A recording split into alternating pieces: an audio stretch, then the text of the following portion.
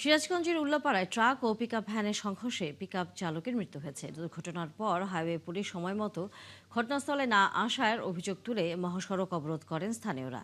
এতে পাবনা নগরবাড়ি মহাসড়কে দীর্ঘ যানজটের সৃষ্টি হয়েছে।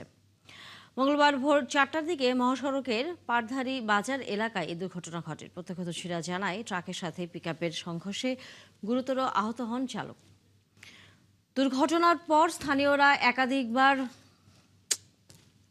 পুলিশকে খবর দিল, সময় মতো পুলিশ সেখানে পৌঁছায়নি বলে অভিযোগ করেন তারা। এই ঘটনায় ক্ষুব্ধ হয়ে নিহত চালকের মরদেহ সড়কে রেখে মহাসড়ক অবরোধ করেন স্থানীয়রা। 3 ঘন্টা অবরোধের পর সকাল 8টার দিকে সাংলা থানা পুলিশের অনুরোধে অবরোধ প্রত্যাহার করা হয়। তবে দায়িত্বে অবহেলার অভিযোগ অস্বীকার করেছে হাটিকুমরুল হাইওয়ে থানা পুলিশ।